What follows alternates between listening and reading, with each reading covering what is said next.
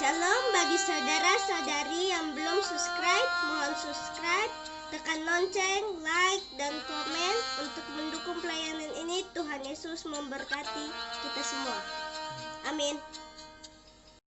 Saudaraku, marilah kita berdoa sebelum kita membaca dan merenungkan firman Tuhan. Kita berdoa. Terangilah hati dan pikiran kami, Tuhan. Mampukan kami untuk boleh memahami kebenaran-Mu dan juga untuk melakukannya dalam hidup kami. Dalam nama Tuhan Yesus kami berdoa dan bersyukur. Amin. Saya akan membacakan firman Tuhan kepada kita dari 1 Korintus pada pasal yang pertama ayat 22 sampai dengan 24. Firman Tuhan berkata demikian. Orang-orang Yahudi menghendaki tanda dan orang-orang Yunani mencari hikmat. Tetapi kami memberitakan Kristus yang disalibkan. Untuk orang-orang Yahudi suatu batu sandungan, dan untuk orang-orang bukan Yahudi suatu kebodohan. Tetapi untuk mereka yang terpanggil, baik orang Yahudi maupun orang bukan Yahudi, Kristus adalah kekuatan Allah dan hikmat Allah. Yang berbahagialah setiap orang yang mendengar dan melakukan firman Tuhan.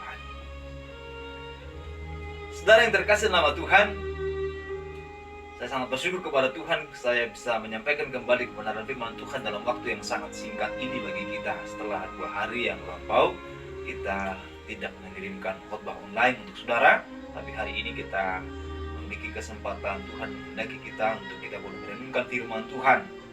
Dan tema kita pada hari ini adalah ada 3 pandangan manusia terhadap Kristus. Bagaimana pandangan kita akan mempengaruhi seluruh tindakan-tindakan kita.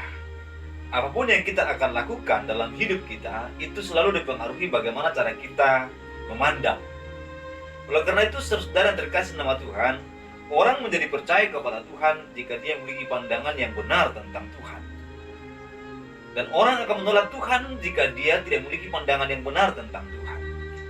Ini berlaku untuk semua hal, dan terutama pada bagian ini berarti tentang keimanan seseorang.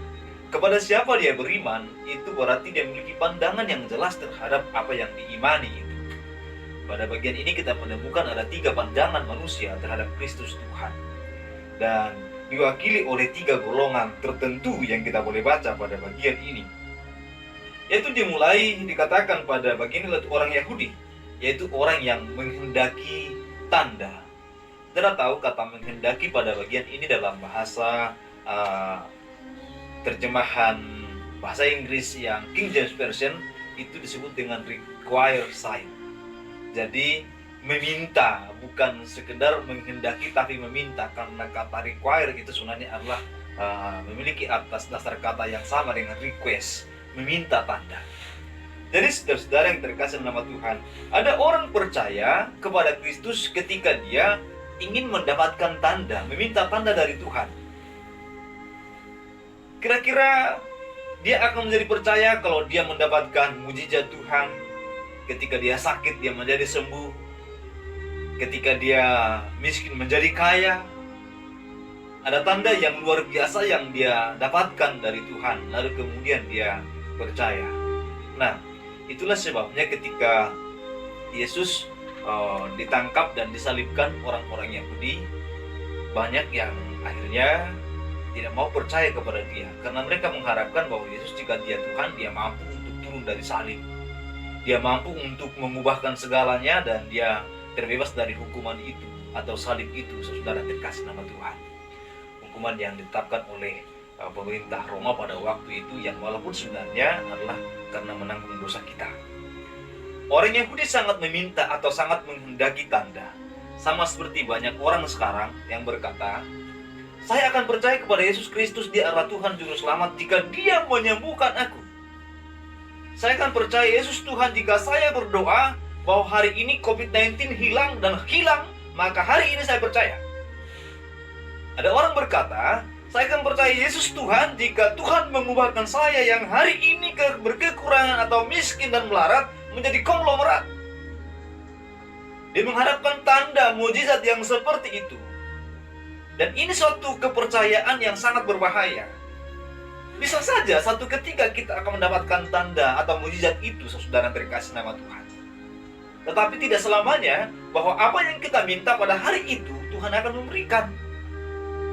Oleh karena itu, jika orang mau percaya kepada Tuhan hanya karena tanda, hanya karena mukjizat saja, mukjizat dalam pengertian yang lahiriah, tentang sakit dan sembuh, tentang miskin menjadi kaya, tentang berkekurangan menjadi berkelimpahan, itu sangat berbahaya. Karena suatu ketika kelak bisa saja dia meminta tapi belum dikabulkan Tuhan. Bukan berarti tidak dikabulkan, bisa saja akan dikabulkan. Itu tergantung kepada kasih kemurahan Tuhan. Tapi ketika dia menunggu dan menunggu bertahun-tahun dan bertahun-tahun dan tidak kunjung jawaban atau dia tidak kunjung mendapatkan seperti apa yang diharapkan dari doanya, akhirnya dia berkata, Tuhan tidak ada. Karena Tuhan tidak memberi mujizat, karena Tuhan tidak memberi tanda kepada saya. Ini berbahaya sekali. Padahal sebenarnya Tuhan telah memberikan lebih daripada tanda kepada kita bahwa kita percaya. Dan kadangkala kita tidak memahaminya. Tanda apa itu? Di mana Kristus sendiri telah datang di dunia ini. Itulah tanda, itu kasih kemurahan Tuhan, kebesaran Tuhan. Tapi orang kan tidak menyadari hal itu karena pemikirannya adalah tanda yang selalu bersifat lahiriah. Saudara terkasih nama Tuhan, oleh karena itu percayalah kepada Tuhan. Jangan seperti kepercayaan golongan Yahudi yang percaya jika melihat tanda. Kemudian pada bagian ini juga dikatakan kepada kita, yaitu golongan Yunani. Dikatakan pada bagian ini, mereka yang meninggikan hikmat atau mereka yang sangat mengharapkan hikmat. Dikatakan Yunani mencari hikmat. Orang Yunani biasanya adalah orang-orang pemikir. Dari sanalah banyak tokoh filosof yang besar, yaitu yang memikirkan atau yang membuat filsafat tentang banyak hal mulai dari etika, sains, dan lain sebagainya.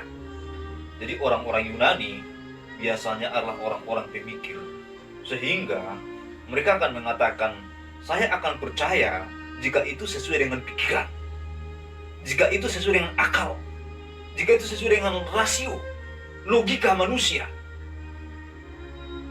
Bukan berarti bahwa firman Tuhan, Alkitab, berita tentang Kristus tidak masuk akal. Bukan itu maksudnya. Saudara terkasih nama Tuhan, kekeliruan banyak orang adalah berpikir bahwa segalanya harus rasio, segalanya harus sesuai logika. Padahal ada banyak kebenaran yang melampaui logika manusia. Ada banyak kebenaran yang melampaui rasio manusia. Artinya yang melampaui pengetahuan manusia. Contoh yang paling kecil saja adalah tentang manusia. Manusia dalam kandungan tubuh kita ini. Tetapi kita bisa memiliki tubuh yang seperti ini, kita bernapas, bisa beraktivitas. Yang sebenarnya kandungannya mayoritasnya adalah cairan. Apakah dengan mengumpulkan banyak cairan bisa akan membuat sebuah makhluk atau makhluk tertentu yang bisa bergerak, bisa hidup? Tidak mungkin. Dengan menyusun semua konstruksi manusia atau seluruh susunan tubuh manusia, apakah itu akan menjadi hidup seperti manusia? Tidak mungkin. Saudara terkasih nama Tuhan, zat panas, zat cair, dan lain sebagainya dicampur semuanya oleh olahan manusia, tidak mungkin membentuk satu manusia yang lain atau menciptakan manusia yang lain. Oleh karena itu, perihal tentang adanya manusia pun berarti sudah melampaui akal, sudah melampaui logika kita. Tetapi bukan berarti tidak masuk akal. Bukan berarti adanya manusia berarti irasional, karena terbukti ada manusia. Ada langit dan bumi, ada segala sesuatu di alam semesta ini yang oleh dulu karena ilmu pengetahuan katakan dengan Big Bang teori. Justru Big Bang teori tidak masuk akal. Dikatakan ada ledakan besar sehingga ada segala sesuatunya. Tapi nyatanya ditunggu-tunggu sampai hari ini tidak ada lagi ledakan yang sama menjadikan manusia menjadi ada. Orang-orang sudah mencoba membuat segala hal untuk sesuai dengan akal. Contoh, adanya manusia oleh Darwin katakan itu berasal dari monyet atau kera dan lain sebagainya, dibuat akhirnya oleh karena pengaruh alam dan lain sebagainya dan proses waktu, akhirnya menjadi manusia. Tapi dari dulu sampai sekarang tidak pernah ada dari kera menjadi manusia. Nah, pada akhirnya orang berkata bahwa teorinya Darwin tidak masuk akal. Nah, oleh karena itu saudara terkasih nama Tuhan, banyak hal di alam ini, banyak hal yang kita lihat ini yang melampaui akal kita. Tetapi itu kebenaran. Melampaui akal kita, dikatakan bahwa Tuhan menciptakan langit dan bumi. Tuhan menciptakan manusia. Dan melampaui akal kita karena kita tidak melihat pada waktu itu. Tetapi apakah itu tidak menjadi kebenaran? Sangat-sangat benar. Oleh karena itu saudara yang terkasih nama Tuhan, saya mengatakan kepada kita, jika orang membuat suatu kesimpulan bahwa kebenaran harus sesuai logika, harus sesuai akal, itu adalah salah. Karena kebenaran bisa saja melampaui logika. Tapi bukan berarti bahwa tidak logika, tapi melampaui logika. Ada banyak kebenaran yang sungguh-sungguh melampaui logika. Salah satu tentang kebenaran tentang manusia, tentang hidup kekal, tentang masa yang akan datang, itu hal-hal yang sangat melampaui logika manusia. Oleh karena itu saudara dikasih nama Tuhan, jangan pernah Anda berkata bahwa saya sulit mempercayai dan saya tidak mempercayai firman Tuhan, saya tidak percaya Yesus Tuhan karena tidak masuk akal saya. Itu adalah satu pernyataan yang sangat salah. Karena bukan berarti tidak masuk akal, tapi melampaui akal, melampaui pengetahuanmu, melampaui rasionalitasmu. Dan golongan yang ketiga adalah yaitu orang-orang yang terpanggil sesuai dengan panggilan Kristus. Dikatakan bahwa berita tentang Kristus, yaitu Injil Tuhan, adalah hikmat Allah. Bagi orang yang sungguh-sungguh percaya kepada Tuhan, dia akan mengatakan bahwa Injil Kristus adalah hikmat Allah. Kristus datang di tengah dunia ini adalah karena Allah yang begitu kasih dengan hikmatnya untuk menyelamatkan manusia yang berdosa. Maka satu pribadi yang tidak berdosa harus datang di tengah dunia ini menebus dosanya, menebus dosa saya, menebus dosa saudara. Begitulah Allah dengan hikmatnya untuk menebus Anda dan menebus saya. Dia mengirimkan, dia mengaruniakan putranya yang tunggal, Yesus Kristus Juru Selamat kita, untuk menebus Anda dan saya. Itulah hikmat Allah.